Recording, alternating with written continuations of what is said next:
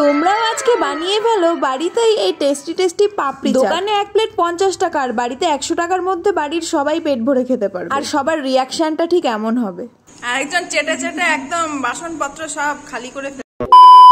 পাপড়ি চাট বানাতে হলে প্রথমেই আলুকে সেদ্ধ করে এভাবে গ্রাইন্ড করে নেবে। অনেকে টুকরো টুকরো করে দেয়, তবে এভাবে ঘষে নিলে আলুটা অনেকটা সফট হবে। আজকে মা বাড়িতে থাকলে খুব ভালো হতো। এখন থেকে আমরা ঠিক করেছি প্রত্যেক সপ্তাহে ছুটির দিনে আমরা এরকম বাড়িতে টেস্টি টেস্টি কিছু না কিছু বানাবো। এইসব জিনিস বাইরে খেলে যেমন আনহেলদি, তেমন অনেকটাই খরচ হয়। সেই একই খরচ দিয়ে আমরা বাড়িতে অনেকটা কোয়ান্টিটি বানাতে পারবো এবং সেটা অতটাও আনহেলদি হবে না। প্রথমেই আমি প্লেটের মধ্যে পাপড়িগুলোকে সাজিয়ে নিলাম। এটা কিন্তু পাপড়ি চাটের সেই পাপড়ি না, এটা আমি বাজার থেকে কিনে এনেছি। খোলা যে নিমকি পাওয়া যায় সেই নিমকি। আমি 30 টাকার এনেছিলাম, 30 টাকায় অনেকটাই দিয়েছিল। কিছুটা আমি রেখে দিয়েছি আরো একদিন পাপড়ি চাট বানানোর জন্য, আর বাকিটা হলো এইটুকু। আমি আগেই বাবার জন্য বানিয়ে রেখে দিয়েছি, কারণ আজকে শনিবার যেহেতু বাবা পেঁয়াজ খাবে না। তো পাপড়ির ওপরে প্রথমেই সেদ্ধ করা ওই আলুগুলোকে ভালোভাবে সাজিয়ে দিলাম।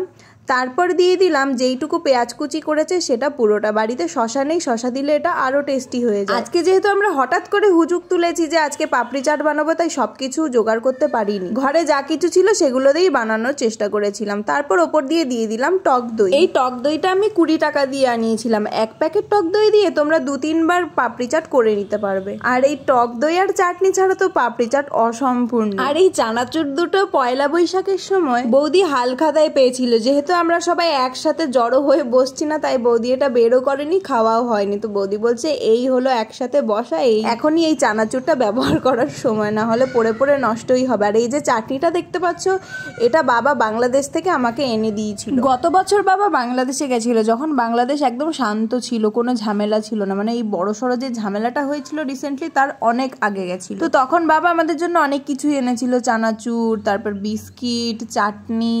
তো এই চাটনিগুলো আমি রেখে দিয়েছিলাম এই ধরনের কিছু ইউনিক জিনিস বানাবো বলে, কারণ এই চাটনিগুলো ইন্ডিয়াতে পাওয়া যায় না। আমি ভাবছি নেক্সট ছুটির দিন আমি বানাবো নিরামিষ মোমো, তাহলে আমার বাবাও খেতে পারবে, কারণ বাবা তো মাংস, ডিম এগুলো কিছুই খায় না।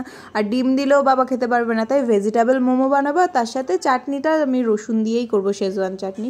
তোমরা যদি চাও আমি সেই ডিশটাও তোমাদের সাথে শেয়ার করবো। এছাড়া যদি তোমাদের কোনো রিকোয়েস্টেড মেনু হয়ে থাকে সেটাও তোমরা কমেন্টে বলতে পারো, আমি সেটাও তোমাদের সাথে শেয়ার করবো। গল্প করতে করতে বলাই হয়নি, চাটনি দিয়ে দিলাম পরিমাণ মতো, পরে আরো চাটনি দিতে হবে। তো বাবাকে যে প্লেট সাজিয়েছিলাম তার মধ্যে কিছুটা চানাচুর ছিল, সেটা দিয়ে আমি পরের প্যাকেট চানাচুরটাও এখানে ঢেলে দিলাম। এর মধ্যে এক্সট্রা ভুজিয়া, বাদাম, তারপর হলো চাট মশলা, এগুলো দিতে হয়। এগুলো আমাদের ঘরে অ্যাভেলেবেল ছিল না, তাই শুধুমাত্র চানাচুর দিয়ে কাজটা চালালাম। চানাচুর দেওয়ার পর আমি এর ওপরে আবার একটুখানি চাটনি দিয়ে দিলাম, কারণ যতটা পরিমাণ চাটনি দেওয়া হবে টেস্টটা ঠিক ততটাই চটপটা হবে। এর মধ্যে যদি একটু শসা, একটু টমেটো কুচি দেওয়া হতো তাহলে টেস্টটা কিন্তু আরো ভালো লাগবে। মোটামুটি কমপ্লিট হয়ে গেছে, এবার শুধু একটা জিনিসই দেওয়া বাকি আছে। তো সেটার আগে আমি কিছুটা পরিমাণ টক দই দিয়ে তারপর এবার দিয়ে দেবো টমেটো কেচাপ। টমেটো নেই তো কি হয়েছে, সেই অভাব পূরণ করার জন্য আমাদের টমেটো কেচাপ তো আছে। এবার আমাদের পাপড়ি চাট কিন্তু পুরোপুরি রেডি হয়ে গেছে। আমি এর ওপর দিয়ে একটু গন্ধরাজ লেবুর রস ছিটিয়ে দিয়েছিলাম, সেটা আর ভিডিওতে দেখানো হয়নি। ফাইনালি পাপড়ি চাটটা দেখতে ঠিক এরকম হয়েছে, আর টেস্টটাও কিন্তু দারুণ ছিল। মা বাড়িতে আসলে তো আমি এটা মাকে করে খাওয়াবোই, কারণ এত টেস্টি পাপড়ি চাট মা খেলেও অবাক হয়ে যাবে। ভয়েস ওভার দিতে দিতে আমি কিন্তু ভীষণ লোভ লাগছে। তো এবার সবাই টেস্ট করে দেখাই তোমাদের কেমন লাগছে।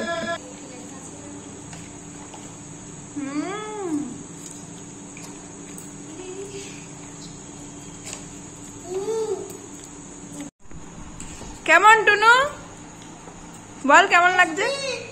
ভালো হয়েছে বৌদি? মেলার মতো হয়েছে তো? বাবার ভালো লাগছে? বাবারটা নিরামিষ, বাবারটাতে পেঁয়াজ নেই।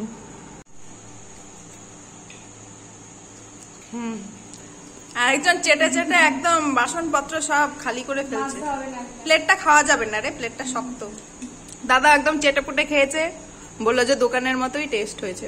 আমরা চাট মশলাটা দিতে পারিনি, পরের বার চাট মশলা, বাদাম আরো এক্সট্রা চানাচুর দেবো, তাহলে আরো টেস্টি হবে।